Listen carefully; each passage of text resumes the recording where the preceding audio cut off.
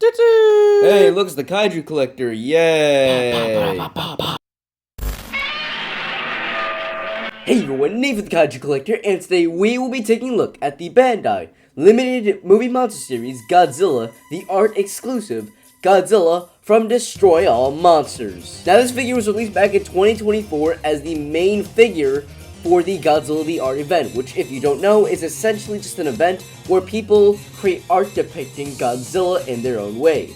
Now this figure was actually designed by an artist, specifically Tetsuya Nakamura, who designed this entire figure as a collaboration with him and Bandai. Now, even though this figure was released back in 2024, the prices are not pretty. So if you want one, get him before the scalpers get to him. So, is this figure worth all these high prices?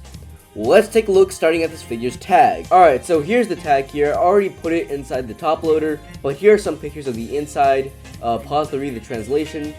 But on the front here, we have a nice picture of Godzilla from Godzilla 1968 with this red background and Godzilla himself is green, mirroring the Godzilla itself. Gojira 1968, Tetsuya Nakamura version, Godzilla 1968, Gojira 2024, and the Godzilla art label at the top right. And the back of the tag is a nice cutout of Godzilla 1968's dorsal fins, Destroy All Monsters in Kanji, Bandai Namco, Bandai, Movie Monster, Shinizu, Movie Monster series. And that's pretty much it with this tag here. And now with that out of the way, let's take a look at this figure's articulation. Alright, so in terms of his articulation, Godzilla has nothing at the head, nothing at the tail here, but he will have a rotation all the way around at the arms here. Man, I haven't moved these in ages. There you go, same on both sides. Let's move it back to its original position. Legs can go up to here. I don't want to damage the paint, so it can go all the way around, but I'm not risking it. Same on the other side.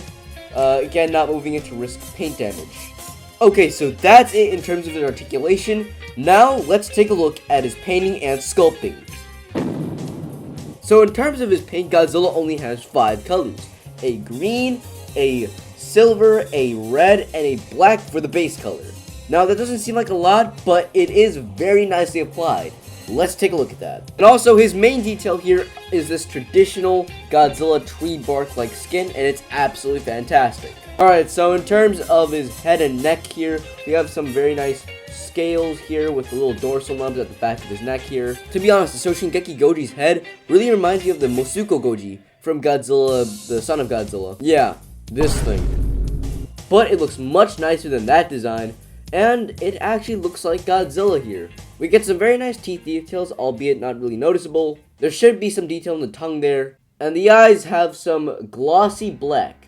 Yeah, very similar to the original Bandai Movie Monster series Hypergas figure that I reviewed almost a year ago. And we can see some of the stripes peeking through on the neck here, a little bit on the front of the neck. Speaking of the neck, we get some very nice details here and even at the bottom of the mouth here. Moving on to Godzilla's body, it's honestly kind of small, you see? It's like this small triangular sort of body with the main stripes with the silver and the red, which, speaking of which, oh my goodness, this is so good. It's so precise and nice. It doesn't look like the silver is overlapping or the red is overlapping the silver. It looks amazing. And what I do like is that this silver painting from the neck here continues all the way to the legs here. It looks very nice. Yep, it's the exact same on both sides. We get some very nice detail at the center of his body here, and we run into our first issue. Yeah, there's a bit of like a paint mishap on the chest here with the silver. It really isn't that noticeable, but it still is a bit of a flaw nonetheless. Now taking a look at Godzilla's somewhat small arms, we get some nice stripe details from the body here with these slightly painted fingernails. I don't know if that's intentional or not because it's the exact same on the other side. Bottom of the arm has some very nice details along with the palm of the hands here. Looking at Godzilla's long legs here, we get some nice thigh and knee details along with the stripe going through his thigh all the way to his shins here. Taking a look at the toes here, we get some very nice paint here with the green here, which, speaking of the green, I'll talk about that later because it's quite interesting. Same on both sides. Trademark 1968 to 2003, Toho Co. Ltd. Trademark and Toho Co. Ltd. Gojira 1968, and numbers here. Bandai 2003, made in China with a bunch of numbers, and that's really it with the feet here. Taking a look at the tail, and we have another issue here. This is a very common problem with figures, not just Godzilla, just figures in general, where if there's a pattern going on and they attach a joint, it is a little bit misaligned, which it's not that bad here, but it's really bad on the other side. But still, nice paint here, along with the green here. Time to talk about that. Now, taking a look at the top of his head here, the green is very present, and it doesn't even look like it's dry brushed.